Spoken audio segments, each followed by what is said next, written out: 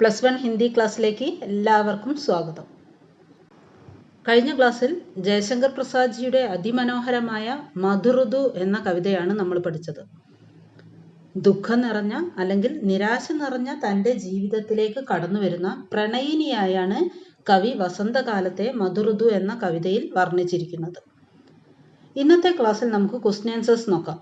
അതിനു മുമ്പ് കഴിഞ്ഞ ക്ലാസ് കാണാത്തവരുണ്ടെങ്കിൽ ലിങ്ക് ഡിസ്ക്രിപ്ഷൻ ബോക്സിൽ ഇടുന്നതാണ്, ക്ലാസ് കണ്ട് മനസ്സിലാക്കുക. ഫസ്റ്റ് ക്വസ്റ്റ്യൻ, സൂഗേ തിൻകോ സെ ക്യാ താത്പര്യ ഹെ?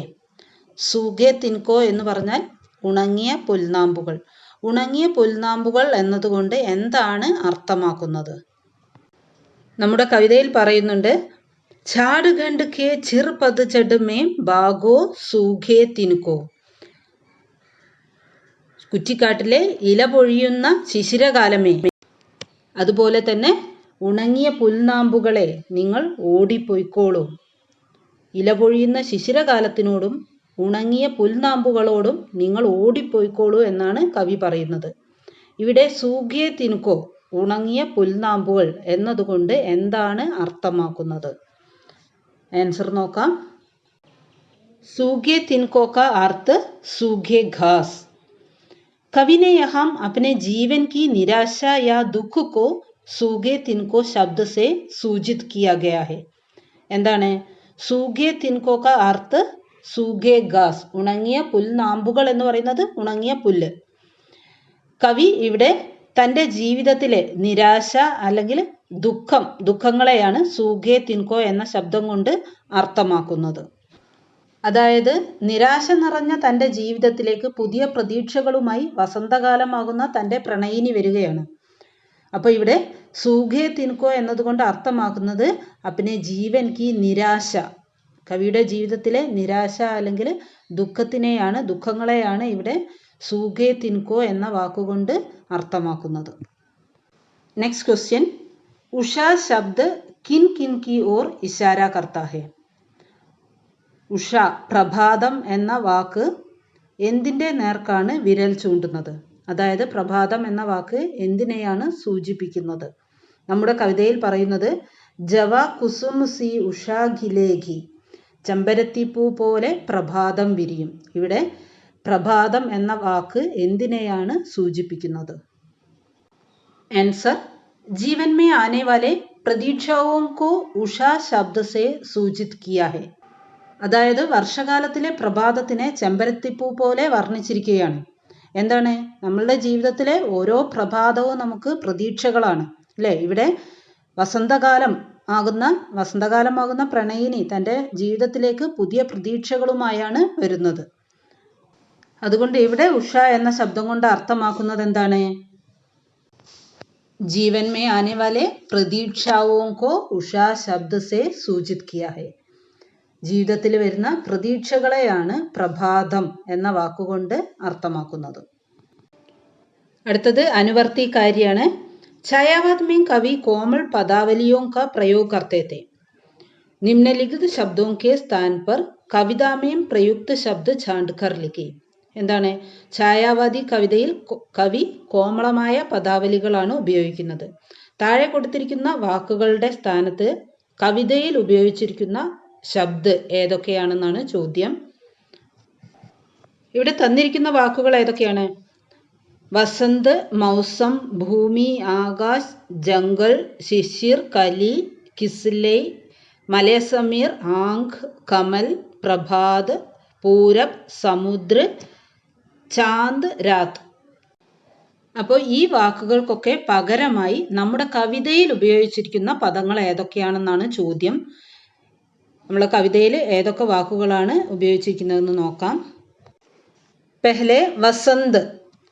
വസന്ത് എന്ന വാക്കിന് പകരമായി കവിതയിൽ ഉപയോഗിച്ചിരിക്കുന്ന ശബ്ദം ഏതാണ്?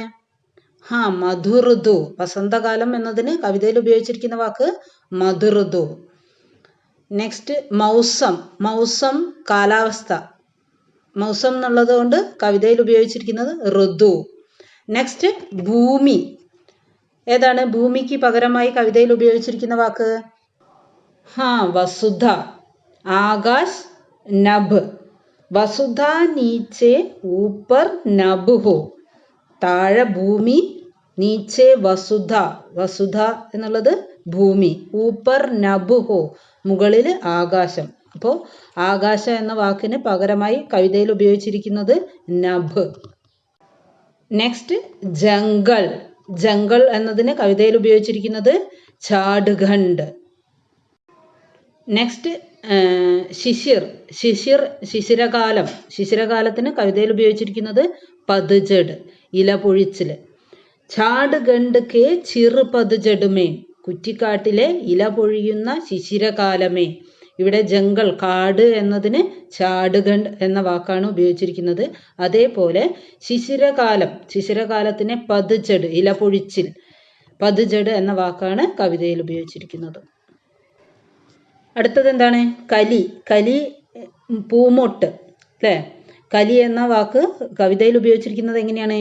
കുസും. അടുത്തത് കിസ്ലൈ. കിസ്ലൈ എന്നതിന് കവിതയിൽ ഉപയോഗിച്ചിരിക്കുന്നത് പല്ലവ്, തളിരില. മലയ സമീർ, മലയമാരുതൻ, മലയാനിൽ. ആങ്ക്, നയൻ. എന്താണ്? മാനസ് നയൻ എന്നാണ് പറയുന്നത് അല്ലേ? അടുത്തത് കമൽ. കമൽ താമരപ്പൂവ് എന്നതിന് നളിൻ. എന്താണ്? ചുംബന ലേക്കർ ഓർ ജഗാക്കർ, മാനസ് നയന് നളിനുക്കോ. താമരപ്പൂവാവുന്ന കണ്ണുകളെ ചുംബനം നൽകി ഉണർത്തും. ഇവിടെ താമരപ്പൂവ് എന്ന കമൽ എന്നതിന് നളിൻ, അതേപോലെ തന്നെ ആങ്ക് എന്നതിന് നയൻ. അടുത്തത് പ്രഭാത്. പ്രഭാതം എന്നതിന് കവിതയിൽ ഏത് വാക്കാണ് ഉപയോഗിച്ചിരിക്കുന്നത്? ഉഷ. നെക്സ്റ്റ് പൂരബ്. പൂരബ് കിഴക്ക് ദിക്ക്.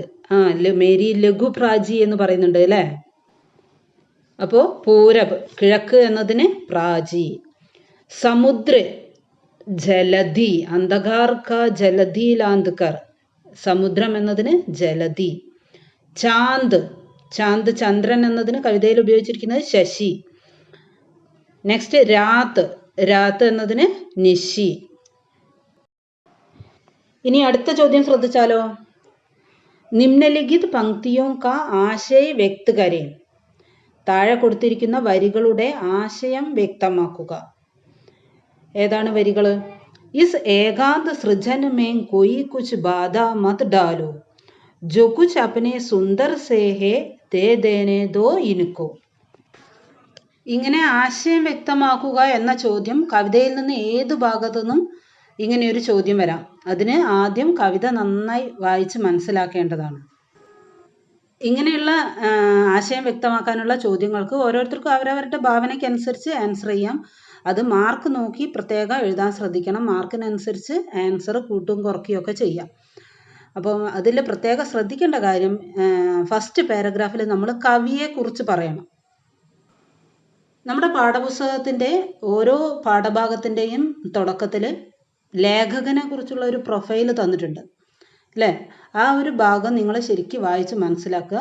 അപ്പോൾ ഇതേപോലെ ആശയം വ്യക്തമാക്കാനൊക്കെ വരുന്ന ചോദ്യങ്ങൾക്ക് ഫസ്റ്റ് പാരഗ്രാഫിൽ കവിയെക്കുറിച്ച് എഴുതാൻ ആ ഒരു ഭാഗം നിങ്ങൾക്ക് ഹെൽപ്പ് ചെയ്യും. ഇവിടെ ഞാൻ വളരെ ചുരുക്കിയാണ് എഴുതിയിരിക്കുന്നത്. ഞാൻ നേരത്തെ തന്നെ പറഞ്ഞു, ഓരോരുത്തരെയും ഭാവനയ്ക്കനുസരിച്ച് മാർക്കിനനുസരിച്ച് കൂട്ടിയും കുറച്ചുമൊക്കെ എഴുതാം.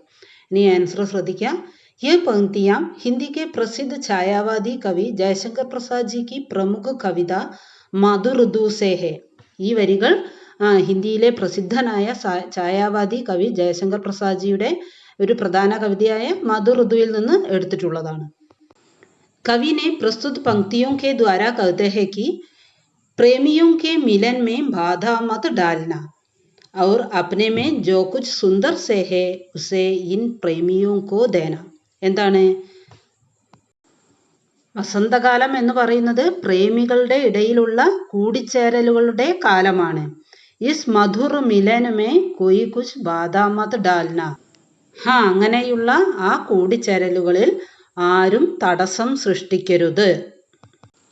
യഹം വസന്തകാൽ കാ ഏക് സുന്ദർ ചിത്रण हुआ है. വസന്തകാലത്തിന്റെ ആഗമനത്തിൽ പ്രകൃതി വളരെ മനോഹരിയാവുന്നു. വസന്തകാലം എന്ന് പറയുന്നത് പ്രേമികളുടെ ഇടയിലുള്ള കൂടിച്ചേരലുകളുടെ കാലമാണ്. അപ്പോൾ അങ്ങനെയുള്ള ഒരു മിലന്മേ, ഹം ബാദാമത് ഡാൽന. എന്നിട്ട് എന്താ പറയുന്നത്? Our അപ്നെ may Joe Cooch Sundar say ഹേ വോ സബ് ഉസേ ഇൻ പ്രേമിയോ കോ ദേന. നമ്മളിൽ എന്തെല്ലാം ആണോ സുന്ദരമായിട്ടുള്ളത് അതെല്ലാം ഈ പ്രേമികൾക്ക് നൽകണം. അതായത് അവർക്ക് നമ്മളെല്ലാ അനുഗ്രഹങ്ങളും നൽകി അവരെ സന്തോഷമായി ജീവിക്കാൻ അനുവദിക്കണം. ഇനി അടുത്ത ചോദ്യം ശ്രദ്ധിക്കാം.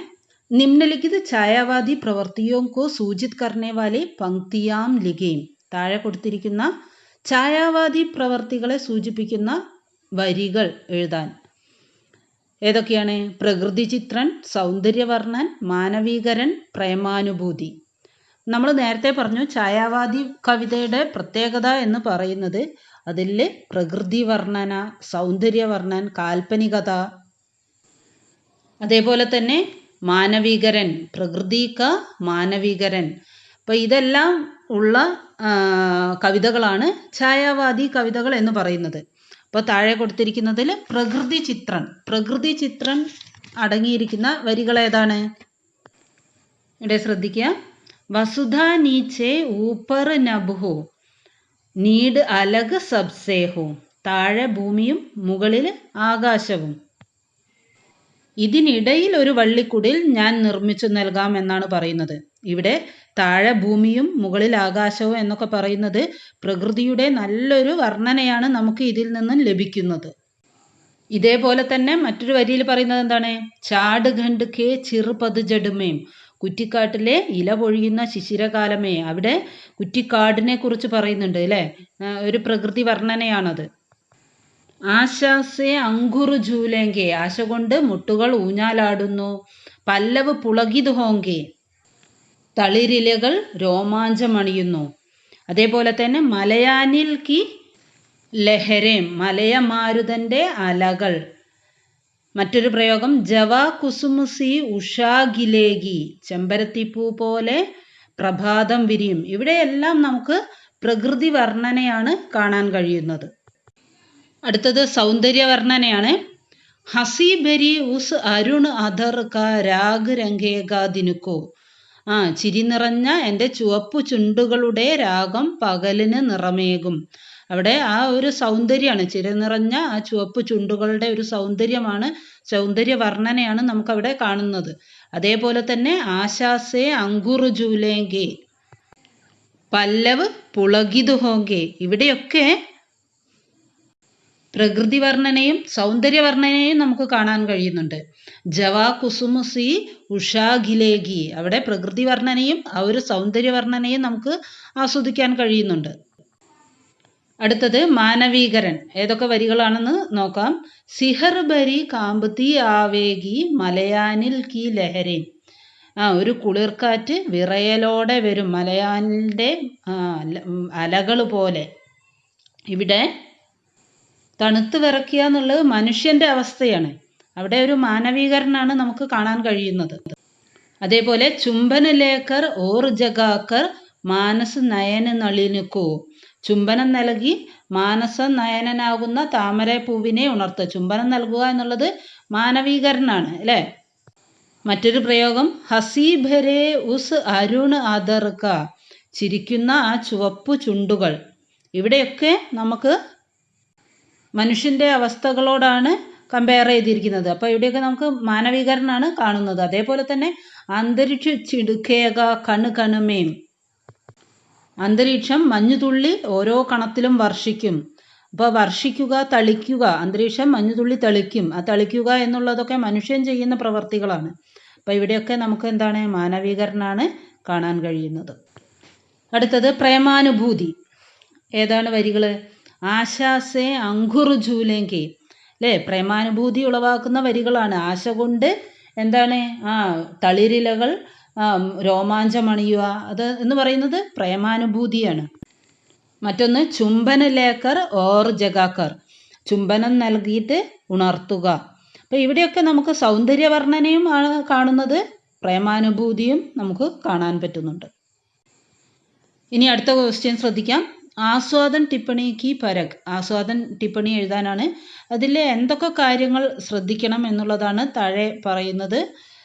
കവി കാ പരിചയ് ആസ്വാദന ടിപ്പണി എഴുതുന്ന സമയത്ത് നമ്മൾ പ്രത്യേകം ശ്രദ്ധിക്കുക, കവി പരിചയം എഴുതാൻ ശ്രദ്ധിക്കണം. कविता की काव्यधारा और रचनाकाल की सूचना है. कविता का सार है. अपने दृष्टिकोण में कविता का विश्लेषण किया है. അപ്പോൾ എന്തൊക്കെ പോയിന്റ്സ് ആണ് ഉൾപ്പെടുത്തേണ്ടത്? കവിയെക്കുറിച്ചും കവിതയെക്കുറിച്ചുമുള്ള വിവരണം ഉണ്ടായിരിക്കണം.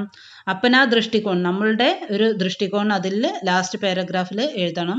അപ്പോൾ ഒന്ന് ശ്രദ്ധിക്കുക നമ്മളുടെ ആസ്വാദന टिप्पणी. आधुनिक हिंदी कविता की सर्वश्रेष्ठ छायावादी कवि जयशंकर प्रसाद की एक प्रमुख कविता है मधुरदु. ആധുനിക ഹിന്ദി കവിതയിൽ സർവശ്രേഷ്ഠനായ ഛായാവാദി കവികളിൽ പ്രസിദ്ധനായിട്ടുള്ള ജയശങ്കർ പ്രസാദ്ജിയുടെ ഒരു പ്രമുഖ കവിതയാണ് മധുരദു. ഇവിടെ കവി പരിചയമാണ് ഞാനിവിടെ ഫസ്റ്റ് പാരഗ്രാഫിൽ കൊടുത്തിരിക്കുന്നത്. ഇവിടെ നിങ്ങൾക്ക് വേണമെങ്കിൽ നമ്മളുടെ പ്രൊഫൈലിൽ കവിയുടെ ജന്മം പറയുന്നുണ്ട്, മൃത്യു പറയുന്നുണ്ട്, പ്രമുഖ രചനകൾ, ഇവയെല്ലാം നിങ്ങൾക്ക് വേണമെങ്കിൽ ഉൾപ്പെടുത്താം. അപ്പോൾ ഓരോരുത്തരെയും ഭാവനയ്ക്കനുസരിച്ച് അതൊക്കെ അതിൽ ഉൾപ്പെടുത്താം. ഞാനിവിടെ വളരെ ഷോർട്ടായിട്ടാണ് ആസ്വാദന ടിപ്പണി എഴുതിയിരിക്കുന്നത്. അവിടെ അദ്ദേഹത്തിൻ്റെ രചനകൾ ഒക്കെ കവി പരിചയമായിട്ട് ഫസ്റ്റ് പാരഗ്രാഫിൽ നമുക്ക് എഴുതാവുന്നതാണ്. അടുത്ത പാരഗ്രാഫ് ആക്കി എഴുതിയിരിക്കുകയാണ്. കവിനെ പ്രസ്തുത കവിത में വസന്തകാൽ को अपनी प्रेमिका के रूप में चित्रित किया है. കവി വസന്തകാലത്തെ തൻ്റെ പ്രണയിനിയായിട്ടാണ് ചിത്രീകരിച്ചിരിക്കുന്നത്. कवि ने अपने जीवन में नई प्रतीक्षा भरकर आने वाली वह प्रेमिका को छोटी सी एक कुड़िया बना देती है. എന്താണ്? കവി തൻ്റെ ജീവിതത്തിലേക്ക് പുതിയ പ്രതീക്ഷകളുമായി വരുന്ന ആ പ്രണയിനിക്ക് ചെറിയൊരു വള്ളിക്കുടിലാണ് നിർമ്മിച്ചു കൊടുക്കുന്നത്. जिस प्रकार वसंत ऋतु के आगमन पर प्रकृति पुलकित होते हैं, उसी प्रकार प्रेमिका के आगमन पर कवि के जीवन में ആശാക്കെ കിരണേം ഫൈലാത്തി ഹെ. എന്താണ്? ഏത് പ്രകാരമാണോ വസന്തകാലം വരുമ്പോൾ പ്രകൃതി പുളകിതമാകുന്നത്, പ്രകൃതിയിൽ പുതിയ മുകുളങ്ങൾ ഉണ്ടാവുന്നുണ്ട്, പുതിയ തളിരിലകൾ ഉണ്ടാവുന്നുണ്ട്. അങ്ങനെ വസന്തകാലം വരുന്ന സമയത്ത് പ്രകൃതി ഏതൊക്കെ വിധത്തിലാണോ രോമാഞ്ചമണിയുന്നത്, അതേപോലെ തന്നെ തൻ്റെ പ്രണയിനി വരുമ്പോൾ കവിയുടെ ജീവിതത്തിൽ ആശകൾ ഉണ്ടാവുന്നു. वसंतकाल में शशि किरणें अंधकार को पार कर प्रकृति में आते हैं और प्रकृति के कण कण में ओस की बूंदें वर्षा करती है. എന്താണ്? വർഷകാലത്ത് ചന്ദ്രൻ്റെ കിരണങ്ങൾ അന്ധകാരത്തെ മറികടന്ന് പ്രകൃതിയിലേക്ക് വരുന്നു. എന്നിട്ടോ പ്രകൃതിക്ക് കണുമേ, പ്രകൃതിയിലെ ഓരോ കണത്തിലും ഓസ് കി ബൂന്തേം വർഷാ കർത്തി ഹെ, മഞ്ഞുതുള്ളികൾ വർഷിക്കുന്നു. वसंत ऋतु के इस मधुमय वातावरण में कवि ने अपना सब कुछ प्रेमिका को दे रहे हैं. വസന്തകാലത്തിൻ്റെ ഈ ഒരു സന്തോഷ നിമിഷത്തിൽ കവി തൻ്റെ എല്ലാം തൻ്റെ പ്രണയിനിക്ക് നൽകുകയാണ്. ഞാൻ നേരത്തെ പറഞ്ഞു ഓരോ വരികളുടെയും ആസ്വാദനം നിങ്ങൾക്ക് എഴുതാവുന്നതാണ്. എത്ര ഡീറ്റെയിൽ ആയിട്ട് വേണമെങ്കിലും നിങ്ങൾക്ക് ഈ ആസ്വാദനക്കുറിപ്പ് എഴുതാം. ലാസ്റ്റ് പാരഗ്രാഫായി ഈ കവിതയെ നമ്മൾ വിലയിരുത്തിക്കൊണ്ട് പറയേണ്ടതാണ്. Last paragraph. छायावादी शैली में लिखी गई ये कविता साहित्यिक दृष्टि से सर्वोत्तम है. ഛായാവാദി ശൈലിയിൽ എഴുതിയ ഈ ഒരു കവിത സാഹിത്യ ദൃഷ്ടിയിൽ സർവോത്തമമായ ഒരു കൃതിയാണ്. അപ്പോൾ ഈ ഒരു കവിതയിൽ നമ്മൾ ഛായാവാദിൻ്റെ എല്ലാ വിശേഷതകളും ഈ ഒരു കവിതയിൽ നമുക്ക് കാണാൻ പറ്റുന്നുണ്ട് അല്ലേ? പ്രേമം, പ്രകൃതി വർണ്ണന, സൗന്ദര്യം, മാനവീകരൻ, ലാക്ഷണികത, ചിത്രമയത, കാൽപ്പനികത, അങ്ങനെ എല്ലാ ഭാവങ്ങളും ഛായാവാദി കവിതയുടെ എല്ലാ ഭാവങ്ങളും അടങ്ങിയതാണ്. പ്രസാദ് की मधुरदु ये मधुरदु कविता में ഛായാവാദ് की सारी विशेषताएं समाहित है. അപ്പോൾ ഈ ഒരു ക്ലാസ് നിങ്ങൾക്ക് പ്രയോജനപ്പെട്ടിട്ടുണ്ടെങ്കിൽ കൂട്ടുകാർക്കൊക്കെ ഷെയർ ചെയ്ത് കൊടുക്കുക. അടുത്ത ക്ലാസ്സിൽ വീണ്ടും കാണാം.